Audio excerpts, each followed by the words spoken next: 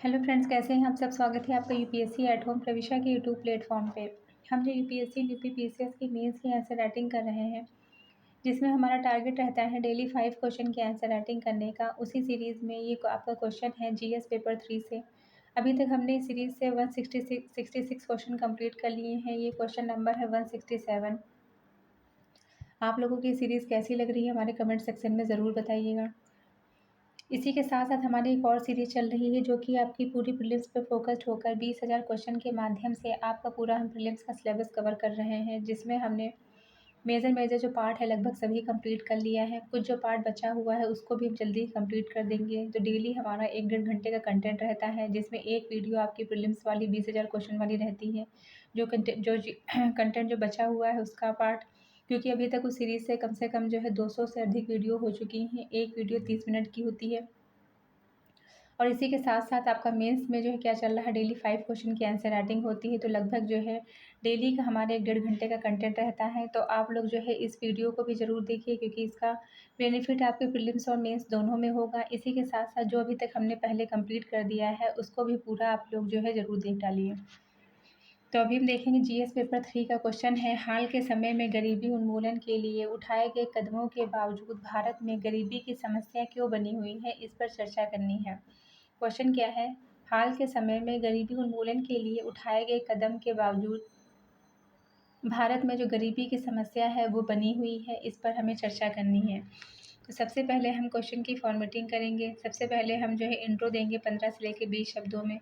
फिर हाल की जो है प्रमुख पहल, जो सरकार के द्वारा गरीबी को दूर करने के लिए जो पहले प्रारंभ की गई हैं, जो योजनाएं लाई गई हैं, उनको हम एक एक करके देखेंगे। नेक्स्ट हम देखेंगे कि गरीब इतनी योजनाओं लाने के बावजूद भी जो है गरीबी बनी रहने के कारण क्या है, उनको हम एक एक करके देखेंगे। और उसके बाद में अपना कंक्लूज़न देते हुए जो है आंसर को कंप्लीट करेंगे। तो सबसे पहले हम इसका इंट्रो देखेंगे। क्वेश्चन पूछा गया है कि हाल के समय में गरीबी उन्मूलन के लिए बहुत सारे जो उठाए गए कदम हैं, उनके बावजूद जो है भारत में गरीबी की जो समस्या है वो बनी हुई है, इस पर हमें चर्चा करनी है। तो सबसे पहले हम इसका इंट्रो देंगे। भारत में गरीबी में उल्लेखनीय गिरावट आई है। किसके अनुसार? नीति आयोग के अनुसार 2013 से 14 और 2022-23 के बीच 415 मिलियन लोग गरीबी से बाहर आए हैं। फिर भी लगभग 10% आबादी बहुआयामी गरीबी में है। यह दिखता है कि गरीबी केवल आय नहीं बल्कि अवसरों की असमानता से भी जुड़ी हुई है। क्या हमने देखा कि 2013-14 से जो है 2022 और 23 में जो है नीति आयोग के डेटा के अनुसार जो है 415 मिलियन लोग गरीबी रेखा के बाहर आए हैं। फिर भी 10% जो आबादी है वह बहुआयामी गरीबी में है। इससे यह क्या दिखता है कि गरीबी केवल जो है आय नहीं बल्कि अवसरों की असमानता से भी जुड़ी हुई है। हाल की प्रमुख पहलें जो कि गरीबी को निवारण में की गई हैं, पहला है पीएम गरीब कल्याण अन्न योजना। इसके अंतर्गत 80 करोड़ लोगों को मुफ्त खाद्यान्न उपलब्ध कराया गया है। कितने लोगों को? पीएम गरीब कल्याण अन्न योजना के अंतर्गत 80 करोड़ लोगों को मुफ्त में खाद्यान्न प्रोवाइड कराया गया है। फिर है आयुष्मान भारत। आयुष्मान भारत के अंतर्गत जो है 55 करोड़ लोगों को स्वास्थ्य सुरक्षा प्रोवाइड की गई है। ये सब डेटा आपके लिए बहुत ज़्यादा इम्पोर्टेंट है। नेक्स्ट है मनरेगा। इसके अंतर्गत ग्रामीण रोजगार व न्यूनतम आय सुनिश्चित करता है। मनरेगा के अंतर्गत क्या होता है कि परिवार के एक व्यक्ति को, जो कि जिसकी आयु 18 वर्ष से ऊपर की है, साल के 365 दिन में जो है 100 दिन के रोजगार की गारंटी प्रोवाइड करता है। तो ये मनरेगा के अंतर्गत है। फिर क्या है पीएमएवाई ग्रामीण व जल जीवन मिशन। यह क्या करता है? यह आवास और पेयजल की सुविधा देता है। फिर डिजिटल इंक्लूशन में प्रत्यक्ष लाभ हस्तांतरण में पारदर्शिता आती है। हमने क्या क्या देखा कि जो है 2000, वैसे तो जो है दिख रहा है कि गरीबी जो है वो कम हुई है, उसमें गिरावट आई है। 2013 से 14 और 2022 से 23 के दौरान 415 मिलियन लोग गरीबी रेखा के बाहर आए हैं। फिर भी जो है 10% आबादी जो है बहुआयामी गरीबी में जीवन यापन कर रही है। गरीबी केवल साथ नहीं बल्कि अवसरों की असमानता से जुड़ी हुई है। हाल में गरीबी के पहले कौन सी हैं? पीएम गरीब कल्याण अन्न योजना। इसके अंतर्गत 8 करोड़ लोगों को खाद्यान्न प्रोवाइड किया गया मुफ्त में। आयुष्मान भारत के अंतर्गत जो है 55 करोड़ लोगों को स्वास्थ्य सुरक्षा प्रोवाइड की गई है। और मनरेगा के अंतर्गत ग्रामीण रोजगार व न्यूनतम आय सुनिश्चित की गई है। पीएम PMAY ग्रामीण और जल जीवन मिशन। इसके और नेक्स्ट क्या है, डिजिटल इंक्लूशन। इसके अंतर्गत जो है प्रत्यक्ष लाभ हस्तांतरण में पारदर्शिता आई है। नेक्स्ट हम देखेंगे गरीबी बने रहने के क्या क्या कारण है। उसके अंतर्गत पहला है असमान आय का वितरण। शीर्ष 10% लोगों के पास 77% संपत्ति है। मतलब जो है जो गरीबी का सबसे बड़ा कारण है असमानता, क्योंकि जो जो अमीर व्यक्ति है वो और ज़्यादा अमीर होता चला जा रहा है और जो गरीब है वो और ज़्यादा गरीब होता है। तो ये जो खाई है ये जो है सबसे बड़ी समस्या बनी हुई है। ये हम देख सकते हैं कि ऑक्सफैम की जो है 2022 की डेटा के अकॉर्डिंग जो है इसकी रिपोर्ट में था कि सीएस की जो सीएस के जो 10% जो लोग हैं जो बहुत ज़्यादा अमीर हैं तो उनके पास जो है कितनी संपत्ति है, 77% संपत्ति है। इस और जो है बाकी लोग तो गरीब हैं ही। नेक्स्ट क्या है, शिक्षा व कौशल में कमी देखने को मिलती है। ग्रामीण युवाओं में 50% से अधिक अनस्किल्ड हैं। मतलब उसमें जो है शिक्षा की कमी है, क्योंकि जब गरीब हैं तो उनको जो है खाने की जो है दिक्कत हो रही है। जब उनको खाने की दिक्कत हो रही है तो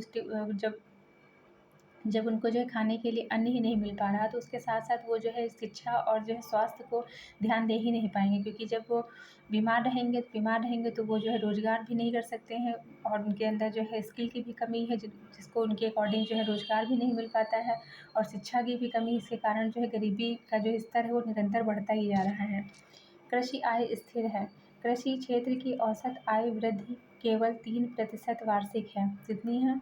कृषि क्षेत्र की जो औसत आय वृद्धि है वह केवल 3% वार्षिक है और कृषि क्षेत्र में जो है ज़्यादातर हम प्रच्छन्न बेरोजगारी जैसी जो है समस्याएं भी वहाँ पे देखते हैं। प्रच्छन्न बेरोजगारी का मतलब क्या होता है कि मतलब मान लीजिए खेती जो है खेती के टाइम में जो है ज़रूरत है हमें 2 लोगों की और वहाँ पे जो लगे हैं पूरा जो है पूरी फैमिली सहित जो है सब लोग लगे हुए हैं वहाँ पे, मतलब 2 लोगों की ज़रूरत है लेकिन वहाँ काम कर रहे हैं 6 लोग, तो वो वहाँ पे यही कहा जाएगा, क्योंकि प्रोडक्टिविटी जितनी होगी वो तो उतनी ही होगी। वहाँ पे ये कहा जाएगा कि वो जो है प्रचंड बेरोज़गारी वहाँ पर देखने को मिलती है। तो ये जो है कृषि आय क्योंकि जो कृषि की जो आय है वो स्थिर होती है। हमने क्या देखा कि कृषि क्षेत्र की जो औसत आय वृद्धि है वो केवल कितनी है, 3% वार्षिक है। स्वास्थ्य व सामाजिक सुरक्षा की कमजोरी। फिर क्या है, अनौपचारिक रोजगार और कोविड-19 का प्रभाव भी इस पर बहुत ज़्यादा जो है भीषण रूप से दिखाई दे रहा है। तो ये हमने जो है क्वेश्चन की मेन बॉडी का पार्ट देखा, जिसमें हमने जो है हाल में गरीबी को दूर करने वाली पहले देखी पीएम गरीब कल्याण अन्न योजना, जिसके तहत 80 करोड़ लोगों को मुफ्त खाद्यान्न। आयुष्मान भारत, जिसके अंतर्गत 55 करोड़ लोगों को स्वास्थ्य सुरक्षा। मनरेगा के तहत जो है 365 दिन में हर परिवार के एक व्यक्ति को जिसकी आयु 18 वर्ष से ऊपर की है उसको 100 दिन का रोजगार की गारंटी प्रोवाइड करता है। नेक्स्ट है PMAY ग्रामीण और जल जीवन मिशन, या आवास और पेयजल की सुविधा देने से संबंधित है। नेक्स्ट क्या है, डिजिटल इंक्लूशन, यह प्रत्यक्ष लाभ हस्तांतरण में पारदर्शिता लाने से संबंधित है। नेक्स्ट हमने क्या देखा, गरीबी बने रहने का कारण क्या है, असमान आय का वितरण है। आय का वितरण असमान है, इसको हमने देखा ऑक्सफैम 2022 की रिपोर्ट के अनुसार देखा कि शीर्ष के जो 10% लोग हैं उनके पास जो है 77% संपत्ति है, बाकी लोग गरीब हैं। शिक्षा व कौशल की जो है कमी है। ग्रामीण युवाओं में 50% से अधिक अनस्किल्ड है, मतलब जो है कौशल की कमी है उनके अंदर।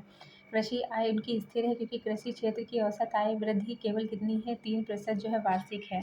स्वास्थ्य और सामाजिक सुरक्षा की कमी, अनौपचारिक रोजगार और कोविड-19 का प्रभाव भी हमने देखा, जो गरीबी को जो है एक भीषण रूप प्रोवाइड कर रहा है। अतः निष्कर्षतः यह कहा जा सकता है कि भारत ने गरीबी घटाने की प्रगति की है, पर समान अवसर, मानव पूंजी निवेश और ग्रामीण रोजगार विविधीकरण पर ध्यान दिए बिना गरीब मुक्त भारत का लक्ष्य अधूरा रहेगा। तो ये हमारा क्वेश्चन कंप्लीट होता है, जो कि हमने लिया था जीएस पेपर 3 से। आप लोगों को हमारी जो ये सीरीज़ चल रही है कैसी लग रही है, हमारे कमेंट सेक्शन में ज़रूर बताइए। तो ऐसे ही पढ़ते रहिए, लाइफ में आगे बढ़ते रहिए, यूपीएससी एट होम प्रविशा के साथ प्रीलिम्स मेंस प्रैक्टिस करते रहिए। आप लोग एटलीस्ट 2 क्वेश्चन की लिखने की प्रैक्टिस ज़रूर करिए, क्योंकि जब तक आप लिखेंगे नहीं तब तक आपको लिखना नहीं आएगा। जब आपका मेंस का एग्ज़ाम होगा तो एक दिन में कम से कम आपको 40 क्वेश्चन टोटल लिखने होते हैं। 2 पेपर होंगे, टोटल 40 क्वेश्चन होते हैं। अगर आपको 2 क्वेश्चन की प्रैक्टिस नहीं है तो आप 40 क्वेश्चन तो लिखने का सोच ही नहीं सकते हैं। तो इसीलिए जो है जिस किसी को भी इसका पीडीएफ चाहिए वो हमारे टेलीग्राम हैंडल प्रविशा एल के ऊपर कॉन्टैक्ट करके पीडीएफ को प्राप्त कर सकते हैं। Thank you.